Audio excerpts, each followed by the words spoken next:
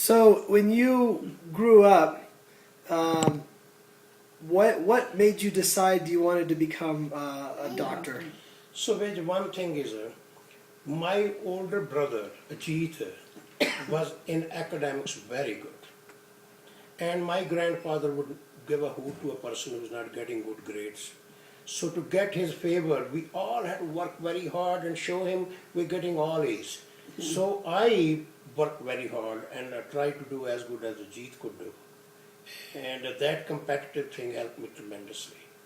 And I graduated with I graduated in high school number 3.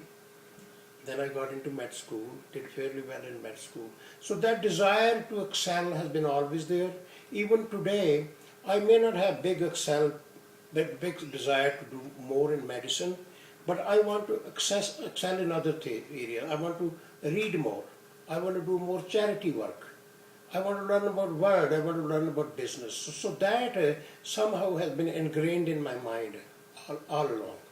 And also in those days, the biggest profession people thought the top was go to be elected as IAS, but it was unpredictable. IAS. Either you make it or you don't make it.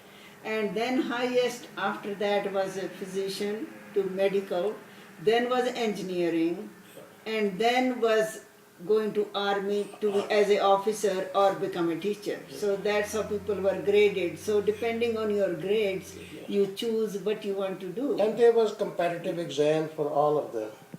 So you pass the exam. I wanted to very much go into the army because army was, my family had some tradition of family, and army was a very good thing. I was always impressed with the uniform and everything. And when they come home, they used to be well dressed and they well organized people. I tried in the Indian Army 2 to 3 times. I'll pass the written exam, but I'll fail in their Physical. not physical. I fail mostly in their English speaking was a big handicap. So all those examinations were in English, and when there is an interview or anything we have to do, it was English. And secondly, there was a lot of favoritism to army officers' children. So if you are not an officer, for example, my grades in high school would have been as good as Better, yeah. Bonnie's or any of other kids who went to army, but I had no connections. So they And also army officers, all kids studied in English schools. And they So could speak wherever they English better. posted, they didn't go to a regular But in government a school. way, everything you have to look at life this way. Keep on doing your best. Maybe Was even my brother blessing. was rejected, Ajit. Yeah. And guess where his life took him. So all these things which you think, hey, I failed, and you get disappointed and feel bad, you never know. If you keep on working, you might end up getting more things in life. Yeah. So when you look back on your family, where did you get of your attributes that you're most proud of in your life, and that you're least proud of, your habits? Where did they come from? Well, first of all, according to the circumstances, being born in a village in a farming family, where the father is away 10 months in a year, and you are raised with a group of large number of other cousins, you can imagine the type of life. It is, number one, it keeps you tempered down, it keeps you disciplined. You can't be asking too many things. You understand my point? You have to live in sharing with everybody. So that kind of atmosphere probably was very good. Secondly, right among us, we had a competition to get higher grades, and we sort of worked very hard.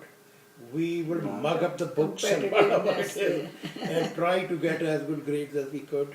And obviously those grades, their immediate aim was grades only. We did not know how we were going to use it in future.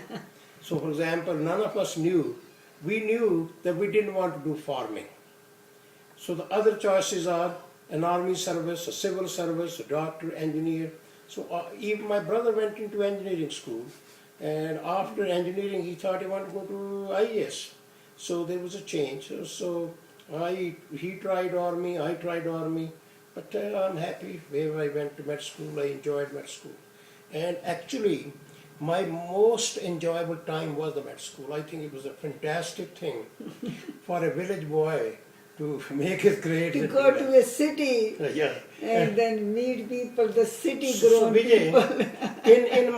in my college, I could wear a pajama and a kameez. I put the kameez over in pajama. No, it's like But in college, I had to wear a pant. So you'll be surprised. I first got the pant stitched when I went to medical college. How old were you then? I was 18. young, 17. 17, 18. 17. Yeah. I didn't have beard. Yeah. If you look at my old pictures, I didn't have a beard. Because you graduate at age 16, then you do 2-year college. College. By 18, or some people by 17, your dad was underage when he went And to you med know, it's school. amazing. You do not use any connections. Connections develop in college. I was a good student, but I did not have any connection. Who would a 14 years old boy, 15 years old boy have connection with a professor or something? But there was a guy who was in charge of the boys' hostel. Professor there, yeah. He was the head of the libraries there. But he knew me. And he was there for a long time.